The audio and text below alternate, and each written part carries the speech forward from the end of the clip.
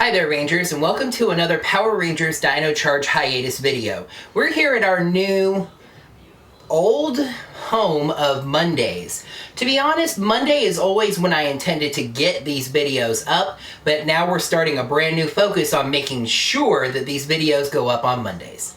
But funny enough, this new era of dedication actually begins with an episode that has very little to do with the Power Rangers. Today we're going to talk about their play cousins, the Kamen Riders, and how they have worked and could work in America. So, first things first, what is a Kamen Rider? Well, let's start with the title. Kamen is Japanese for masked, while Rider in the title is in English. The Kamen Rider series actually predates the Super Sentai series, having debuted in 1971 with the eponymous Kamen Rider series. However, the Super Sentai series has been airing more or less continuously since its 1975 debut, while the Kamen Rider series has had several gaps. The most significant of these is a gap between the show's two eras, named Showa and Heisei, for the emperors of Japan at the time that the shows were airing. The end of the Showa era was 1989's Kamen Rider Black RX, which I'll be talking about more in a minute. The show was then more or less off the air for about 11 years, resuming in the Heisei era in 2000 with Kamen Rider Kuga. A Kamen Rider is sort of like a single Power Ranger, but there are some key differences. First of all, Kamen Rider outfits tend to be thicker and more armored, while Rangers and Senshi have mainly spandex suits. Also, many Kamen Riders are themed around insects, with their helmets having compound eyes, while Rangers have visors. Also, a key theme of the Kamen Rider series is that their power usually comes from their enemies, showcasing the ability to take something intended for evil and to use it for good instead. The Rider in Kamen Rider refers to their primary method of transportation. The vast majority of Kamen Riders ride motorcycles. However, there are some exceptions to that rule. For example, the current one, Kamen Rider Drive, a police detective, drives a car instead. After the adaptation of Kyoryu Sentai Zyuranger into Mighty Morphin Power Rangers was a mind-blowing success, it went without saying that Sentai's sister show should also get an adaptation. The problem is that Power Rangers debuted right in that gap between Showa and Heisei. So, when they were ready to try a Kamen Rider adaptation, 1995, the newest material they had to adapt was 1988's Kamen Rider Black RX. The show was called Masked Rider, which, as I said, is a literal translation of the title. The Masked Rider actually premiered during the two-part Season 3 debut of Mighty Morphin Power Rangers. Alpha 5 detects a distress call from the planet Edenoi, his home planet, and the Rangers teleport there to help. The two, of course, have that classic team-up misunderstanding fight, but eventually they come together. A funny thing is, at this point the ratings for Power Rangers were starting to decline, and there was genuine concern that a connection to Power Rangers might drag Masked Rider down. So, after this, absolutely no connection was established between the two shows. A connection may have helped the show, actually. Masked Rider sought to combine the antics of a family sitcom. Think Alf. Actually, the two are quite similar, right down to a furry alien creature, even though he wasn't the star in Masked Rider, with the drama of Power Rangers. But the humor never really worked, and the show was really hamstrung by the Japanese footage being so old. It created a real disconnect between the American footage and the Japanese fight scenes. Think Season 1 of MMPR bad. The show only aired for one season, though it did get some time in syndication afterwards. It is rumored, though hard to confirm, that Toei, the Japanese company that produces Kamen Rider and Super Sentai, was really upset about the quality of the production, and they refused to license a new adaptation of Kamen Rider for a long time. How long? How about 14 years? In 2009, a company called Adness Entertainment decided it was time to take another crack at Kamen Rider. By this point, they had a variety of series to choose from since the series had resumed in 2000, and Kamen Rider series are more or less self-contained, so there's not really continuity to worry about.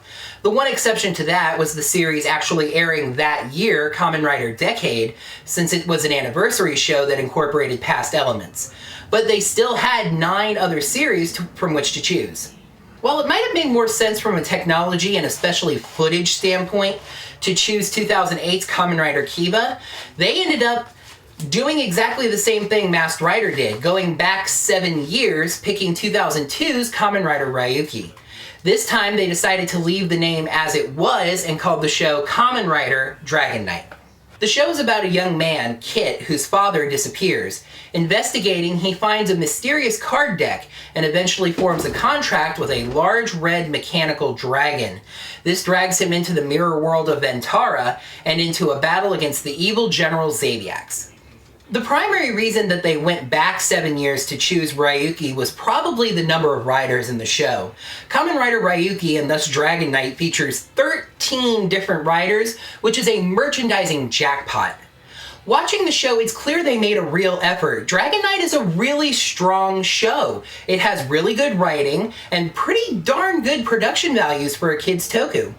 Where Dragon Knight was handicapped was the CW, the network that was airing the show. CW kids just could not leave Dragon Knight alone. They were constantly changing its time slot, often not even advertising what time the show was going to air, and sometimes airing it as early as 6 a.m. Unsurprisingly, the show began to suffer in the ratings as kids either couldn't find it or didn't want to wake up that early to watch it. Using classic network executive logic, the network blamed the show, effectively canceling it in December with 2 episodes left to air. But to give credit where credit is due, they did upload those 2 last episodes to their website, so fans, at least in the United States, were able to finish the story. There have been numerous rumors of adaptations since then, such as this Kamen Riders 4's Lunchable Photoshop, but the strongest rumor was that Saban Brands copyrighted the term Power Rider, clearly intended to be an accompanying show to Power Rangers. Sadly, nothing came of this trademark and it was later abandoned. So what would need to happen for a Kamen Rider adaptation to succeed here in the United States? First things first, I'm going to make a bold statement. I feel like if Nick could somehow acquire the rights to re-air Dragon Knight, just straight re-air it alongside Power Rangers, the show would become a franchise. I am absolutely serious. If Megaforce and Super Megaforce scored good enough ratings to warrant a contract renewal, I think a show like Dragon Knight would do amazingly well. There was one thing that Adness nailed right on the money. Having a lot of transforming characters in your show gives it a really fun plot and also gets you the support of the toy companies. With that in mind, I think there's 2 series that are ripe for adaptation. 2006's Kamen Rider Kabuto, themed around bugs, featured 11 different riders, plus a really neat mechanic where most of the suits had an armored put-on form and a sleeker cast-off form. The even more recent Kamen Rider Gaim, themed around, not even kidding here, fruit. Hey, healthy eating, right? Featured 12 different riders, and many of those riders get different forms with different kinds of fruit. However, I don't think this is a requirement. Power Rangers never really has more than about 10 Rangers a season, usually focusing on somewhere between 3 and 6. Many of the newer Kamen Rider series don't have that many riders, but they get a lot of different forms and power-ups. Kamen Rider Kiba, which I mentioned earlier, only has 4 riders, but the main rider, Kiba, goes through a number of different forms and power-ups that would keep things interesting. Also, the show is themed on vampires, so it could get really popular, especially with a female Twilight-obsessed fanbase. Obviously, it would need to have good writing, so find some time in Chiplin's schedule and get him on that. In all seriousness, put your best talent on it. You're trying to start something new. It needs to be good right from the start and catch people's attention. Also, I hinted at this earlier, but I really do think it would do best on Nickelodeon alongside Power Rangers. Yes, even though this would mean the dreaded hiatus, and it also would likely mean that Toei would have to give Saban another chance. But look how well Power Rangers is doing. The eyes that Nick attracts definitely would help. Kamen Rider is a series that I think has great potential in the United States. However, I should stress that there really are no active rumors at the moment about an adaptation in the US. It seems like Saban is focusing on Dino Charge for the moment. However, if Dino Charge does really well and the fan base grows, you never know what they might decide to try. Earlier I mentioned how Kamen Riders have a different look to Power Rangers, but even the Power Rangers themselves have had a variety of different looks and styles. Does that sound like the lead-in to a top 10 video? You guys are pretty smart. In the comments below, cast your votes for your best looking Ranger suit team. Now, you're voting for the team, not an individual Ranger suit. But the look of an extra Ranger can help influence your decision, of course. Also, to clarify something from last week, I would really appreciate it if you guys would cast one vote. Tell me the one team that you're voting for. You're free to mention any number of teams you like, of course, but just make sure that you indicate which one single team you're voting for in order to make voting easier. Thanks! Well, speaking of the viewer's choice, it's time to get to that dangling one from last week. Which Power Rangers theme song gets your blood pumping? I got a lot of votes for multiple themes, which I guess reflects how hard it can be to choose. I didn't specifically ask for just one, so this week is more a number of mentions vote. Tied for second was a song that I personally have near the back of my list, Dino Thunder, and my number 2 song, Jungle Fury. But our ears were in sync this week as the viewer's choice goes to the reviewer's choice, Time Force. Thanks for the votes.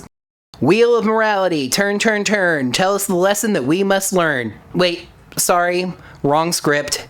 The Wheel of Channel Shoutout landed on Shop Shopkins this week. They have gifted their channel shoutout over to Hey, That's Mike, a channel that does toy reviews as well as vlogs. Kind of like me. Cool. So, go give them a look, and thanks for voting once again. Well, I'm all henshined out for this week, so that's going to do it for another Dino Charge Hiatus video. Thank you guys so much for watching. Make sure to click that like button right down below. Subscribe to the channel to see new Power Rangers videos every Monday. And also leave a comment below. What are your thoughts on Kamen Rider? And also cast your vote for your best dressed Ranger squad. Until next time, may the power protect you. Whew, alright, another good show. Now to go get some sparkling water.